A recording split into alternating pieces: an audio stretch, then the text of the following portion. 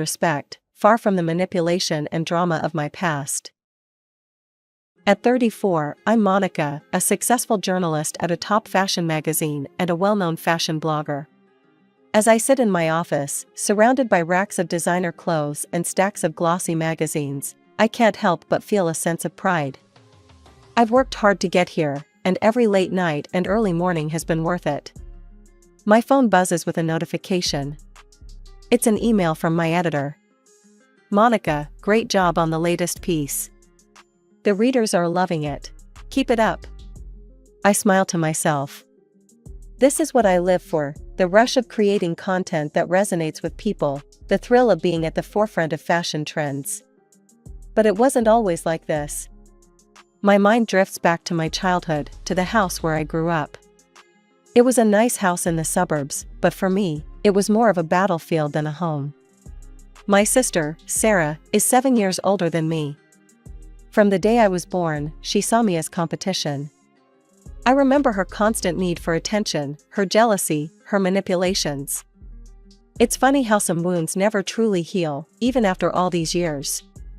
There was this one time, when I was about 8. Sarah was 15 and had invited her friends over. I was in my room, reading a fashion magazine. Suddenly, I heard a crash from downstairs. My heart sank. I knew, somehow, that this wouldn't end well for me. I crept down the stairs to find my mother's favorite vase in pieces on the floor. Sarah and her friends were standing around it, looking guilty. But then Sarah's eyes locked with mine, and I saw a familiar glint in them. "Monica," she shrieked. "What have you done?" I stood there, mouth agape, as Sarah spun a tale of how I had been running wild through the house and knocked over the vase. Her friends, not wanting to get in trouble, nodded along. But I didn't, I started to say, but my parents had already made up their minds. "Monica, how could you be so careless?" my mother scolded. "You know how much I loved that vase." "You're grounded for a month," my father added. "And no pocket money until you've paid for a new vase." That night, as I lay in bed, I made a promise to myself. One day, I'd have my own place, my own life, far away from Sarah's shadow. And here I am now, living that promise. I've got my own house, bought with a mortgage I'm proud to pay off each month. It's my sanctuary, my piece of peace and quiet. As I wrap up my latest article on fall fashion trends, my mind wanders back to the day Sarah got married. I was 15, and I remember feeling an overwhelming sense of relief. Finally, I thought, I'd have some peace in my life. The wedding itself was a lavish affair. Sarah looked stunning in her white gown, but I couldn't help noticing the smug look she threw my way during the ceremony. A year after the wedding, Sarah had a daughter, my niece, Lily. As she grew, I found myself spending more and more time with her. Sarah seemed all too happy to pawn her off on me, preferring to spend her time gossiping with friends or scrolling endlessly on her phone. "Monica, can you take Lily this weekend?" Sarah's voice crackled through the phone. It was a familiar request. "I've got plans." I sighed, knowing full well that plans probably meant another meeting with chatty friends. "Sure, Sarah. I'd love to spend time with Lily." That weekend, I took Lily to a new children's entertainment complex that had just opened up in town. Her eyes lit up as we entered, taking in the colorful play areas and exciting activities. "Aunt Monica, look," Lily squealed, pointing at a giant slide. "Can we go on that?" I laughed, her excitement infectious. "Of course we can, sweetie. We can do whatever you want today." As I dropped Lily off at home that evening, I overheard Sarah arguing with her husband, Mason. Their voices were muffled, but I caught snippets about Sarah's frequent absences and her disinterest in family life. I quickly ushered Lily inside, not wanting her to hear the argument. But as I turned to leave, Mason caught my arm. "Monica," he said, his voice strained. "I don't know what to do anymore. Sarah's never home, and when she is, she's glued to her phone. It's like Lily and I don't even exist to her." "I'm sorry," I said, not knowing what else to say. "If there's anything I can do to help with Lily, just let me know."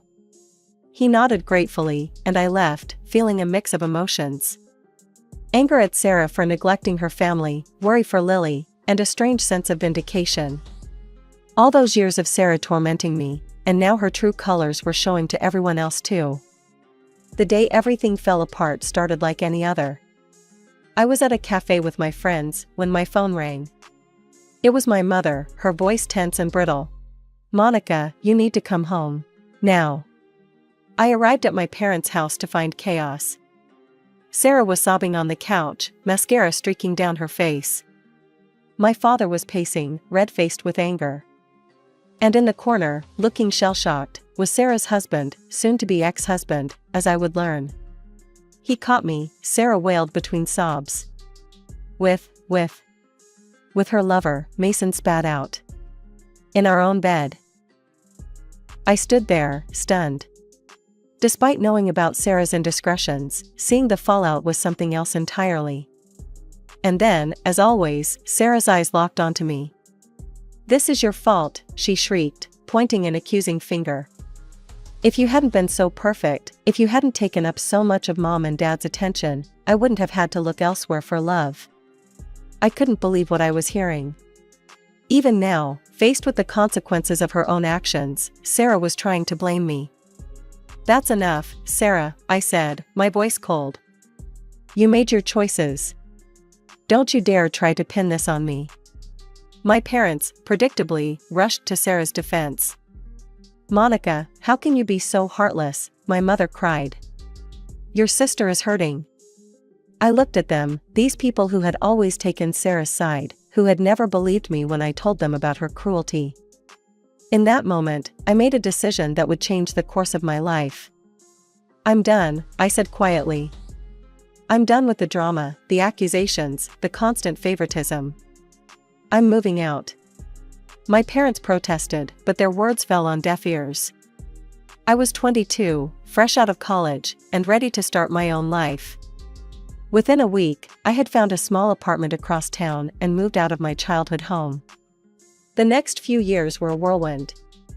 I landed an entry-level job at a fashion magazine, throwing myself into work with a passion born of determination to succeed on my own terms. Nights were spent poring over fashion blogs, learning everything I could about the industry. All the while, I kept my distance from my family. Sarah and Lily had moved back in with our parents, but I tried to go there as little as possible. Still, I made an effort to stay in touch with Lily.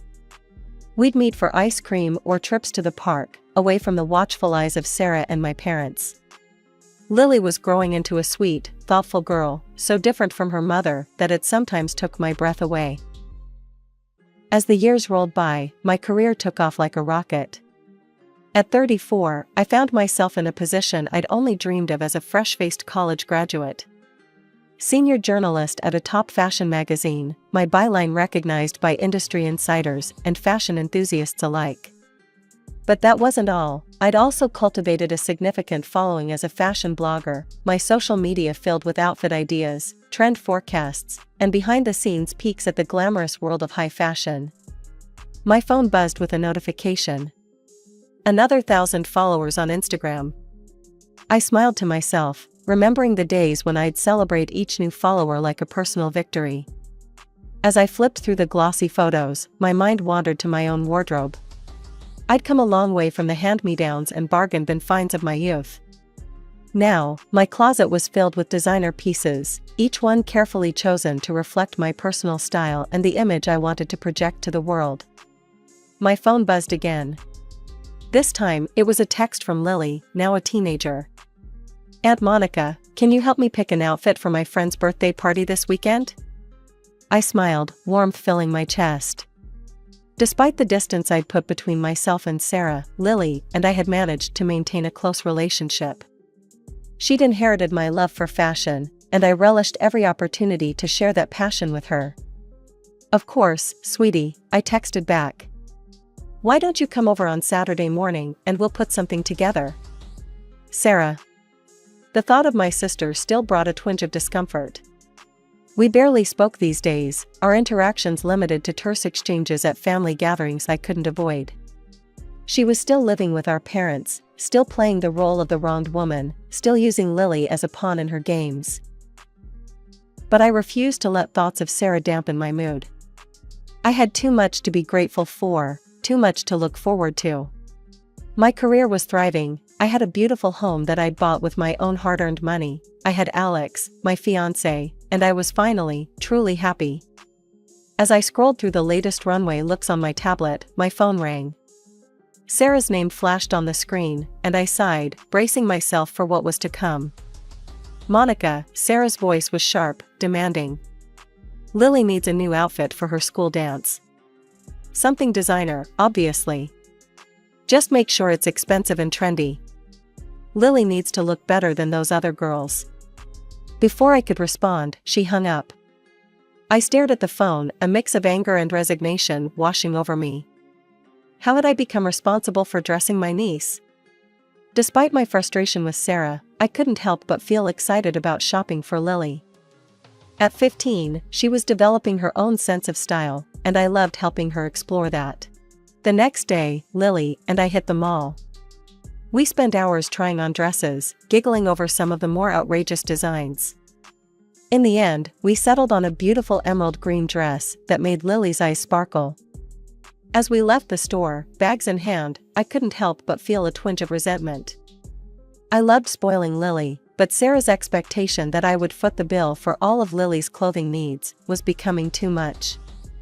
A week later, I found myself at my parents' house for a family dinner. The tension was palpable as soon as I walked in. Well, look who decided to grace us with her presence, Sarah sneered from her spot on the couch, phone in hand as usual. I ignored her, focusing instead on Lily, who ran to give me a hug. Aunt Monica, I wore the dress to the dance. Everyone loved it. That's wonderful, sweetheart, I smiled, genuinely happy for her. My mother's voice cut through the moment. Monica, don't you think it's a bit much? Buying such expensive clothes for Lily when your sister is struggling? I blinked, taken aback. Excuse me? My father chimed in, his tone disapproving. You're always dressed in designer clothes, driving that fancy car. Don't you think you could help out your family more? I couldn't believe what I was hearing. Help out? I've been buying all of Lily's clothes for years now. Sarah hasn't spent a dime on her daughter's wardrobe and I don't know how long. Sarah's face twisted into a scowl. Oh, so now you're going to throw that in my face? Some of us don't have cushy jobs writing about shoes all day. I stood there, stunned into silence. How could they not see the truth? How could they still be taking Sarah's side after all these years? As I drove home that night, tears of frustration stinging my eyes, I realized that some things would never change. No matter how successful I became, no matter how much I did for Lily, in my family's eyes, I would always be the selfish one, the one who needed to do more. However, there was something else in my life, besides a good job and a terrible family. My fiancé. 2 years had flown by since I met Alex. When he proposed on a quiet evening at home, I didn't hesitate to say yes. As a fashion journalist, I knew the importance of the perfect wedding dress. I reached out to a young Italian designer I'd featured in one of my articles. His avant-garde approach to bridal wear had caught my eye, and I knew he could create something truly special. When the dress arrived, my hands shook as I unzipped the garment bag. The moment I saw it, my breath caught in my throat. It was perfect, a delicate peach color that complemented my skin tone, with intricate lace detailing and strategically placed rhinestones that caught the light beautifully. I slipped it on, my heart pounding. As I looked in the mirror, I knew this was it. The dress hugged my curves in all the right places, the color making me look radiant. I felt like a bride, like the successful, confident woman I'd become. Without thinking, I snapped a picture and sent it to Sarah. Despite our differences, she was still my sister, and some small part of me hoped she'd be happy for me. Got my wedding dress, I texted along with the photo. What do you think? Her response was typically Sarah. Bit much, isn't it? You always did like to show off. I sighed, putting my phone away. I don't know why I expected anything different. Carefully, I hung the dress in my closet, already dreaming of the day I'd walk down the aisle in it. The next few weeks were a whirlwind of wedding preparations. Between finalizing the guest list, choosing a venue, and keeping up with my work, I barely had time to breathe, let alone visit my family. One evening, as I was going over seating arrangements, my phone rang. It was my mother. "Monica, we haven't seen you in weeks," she said, her tone accusatory. "Lily's been asking about you." Guilt washed over me. In all the wedding chaos, I'd neglected my relationship with Lily. "I'm sorry, Mom. Things have been crazy with the wedding planning." About that, my mother's voice took on a familiar disapproving tone. "How much are you spending on this wedding? You know, a modest ceremony would be just as meaningful." I frowned. "Mom, I don't think that's any of your business." "Of course it is," she exclaimed. "We're your family. And speaking of family, have you thought about how you could help your sister instead of spending all this money on one day?" I couldn't believe what I was hearing. "Mom," I said, my voice trembling with suppressed anger, "this is my wedding. Alex and I are paying for it ourselves. How we spend our money is our business, not yours, and certainly not Sarah's." "Don't be so selfish, Monica," my mother scolded.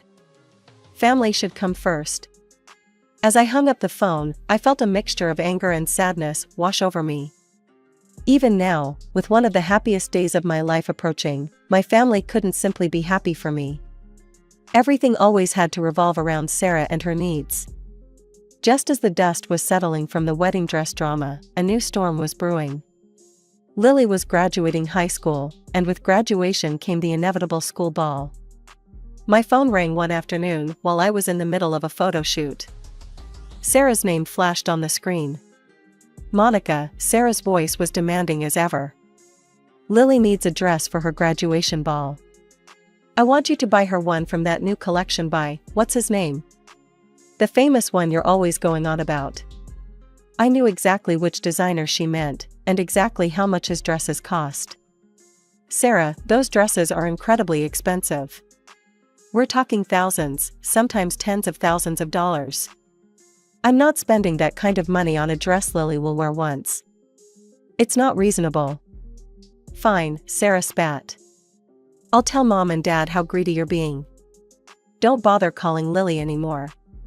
She hung up, leaving me standing in the middle of the studio, shaking with anger and frustration. True to her word, my parents called later that day, berating me for my selfishness and lack of family values. After a sleepless night, I came up with a solution. I called Lily, hoping she would answer, despite her mother's threats. "Lily, sweetie," I said, relieved to hear her voice. "I have an idea about your graduation dress. Why don't you come over and borrow one of mine? I have plenty of designer dresses you could choose from." There was a pause, then Lily's excited voice came through. "Really, Aunt Monica? That would be amazing." I could hear Sarah in the background, asking what was going on. After a moment, Sarah came on the line. "Fine," she said grudgingly. "We'll be over next week." A week later, I was at home, deep in concentration as I finished up an article for the magazine. The doorbell rang, and I opened it to find Sarah and Lily. "The dresses are upstairs in the guest room closet," I said, gesturing towards the stairs. "Why don't you two go up and take a look? I just need to finish this article." Sarah nodded curtly and led Lily upstairs. I returned to my computer, immersing myself back in my work. It seemed like only minutes had passed when I heard them coming back down. "That was fast," I said, surprised. "Did you find something you liked, Lily?" But before Lily could answer, Sarah was hurrying her out the door. "We need to go," she said abruptly. "Thanks for this." A few days after Sarah and Lily's strange visit, I decided to try on my wedding dress again.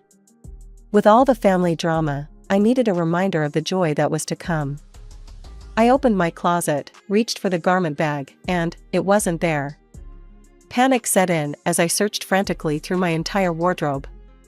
The beautiful peach dress was nowhere to be found. And then it hit me, Sarah and Lily's hasty departure, their refusal to show me what they'd chosen. They hadn't borrowed a dress, they'd stolen my wedding gown. Furious, I drove to my parents' house. I burst through the door without knocking, making a beeline for Lily's room. There, hanging in her closet, was my peach wedding dress. "Lily!"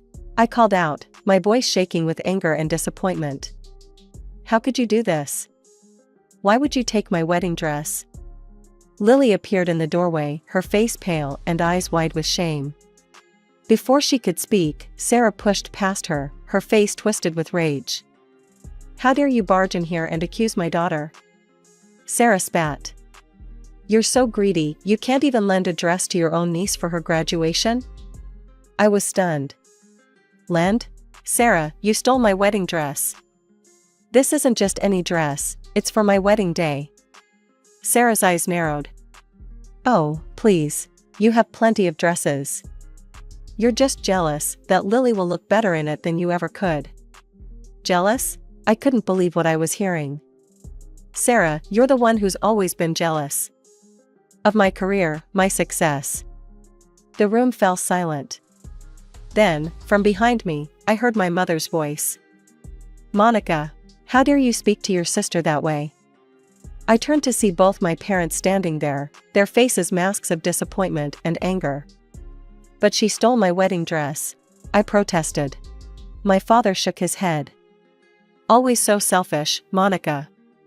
Can't you think of anyone but yourself for once?" I stood there, feeling like I was drowning. How had this happened? How was I the villain in this story? Without another word, I grabbed my dress and left. The next day, my phone rang. It was Lily. "Aunt Monica, I'm so sorry." Her voice was small, trembling. "I didn't know it was your wedding dress. Mom said, she said you'd want me to have it. We didn't even look at the other dresses. I'm so sorry." My anger melted away. Of course Sarah had manipulated the situation, used Lily as a pawn in her games. "Oh, Lily," I sighed. "It's okay. I understand. How about we go shopping for a new dress?" "Your own dress, not a borrowed one." "Really?" The hope in her voice was palpable. "But I can't afford a nice dress." "Don't worry about that," I said. "But I have a proposal. The dress will be yours, but you'll pay it off in installments. By helping me with my wedding preparations." The day after our phone call, Lily and I hit the stores. It was a day filled with laughter, honest conversations, and a deepening of our bond. We finally settled on a stunning midnight blue gown that made Lily look like a princess. On the night of her graduation, Lily was radiant. As I watched her laughing with her friends, posing for photos, I felt a bittersweet pang. This wonderful young woman had grown up so fast, and I was grateful to be a part of her life. After the ceremony, as we sat in a quiet corner, I took a deep breath. "Lily, there's something I need to tell you." She looked at me, her eyes curious. "I've decided not to invite your mother to my wedding," I said gently. "And I don't think I'll be communicating with her anymore." Lily nodded slowly, surprising me with her calm reaction. "I understand, Aunt Monica. So, does this mean I can't come to the wedding either?" "Oh, no," I exclaimed. "Lily, you're absolutely invited. In fact, I was hoping you'd be one of my bridesmaids." The next few weeks were a whirlwind of wedding preparations, with Lily by my side every step of the way. When my parents found out about my decision to exclude Sarah, they called to inform me that they wouldn't be attending either. To my surprise, I felt more relieved than upset. The day of my wedding arrived, bright and beautiful. As I stood in front of the mirror in my peach dress, Lily helping me with the final touches, I felt a sense of peace I hadn't experienced in years. The ceremony was perfect. Alex's face as I walked down the aisle, the love radiating from our friends and chosen family, Mason's surprising presence, my ex-brother-in-law. It all combined to create a day full of joy and new beginnings. As the reception wound down, Lily approached me, excitement written all over her face. "Aunt Monica, I got into college. In New York." Dad's helping me with the tuition. I hugged her tightly, thrilled for her new adventure. Oh, Lily, that's wonderful. You're going to do great things, I just know it. In the months that followed, life settled into a new rhythm. Lily moved to New York for college, calling me regularly for advice on everything from fashion to study habits. I want to be just like you, Aunt Monica, she'd say, making my heart swell with pride. I threw myself back into my work with renewed passion, my personal life finally free from the drama that had plagued it for so long. Alex was supportive and understanding, a true partner in every sense of the word.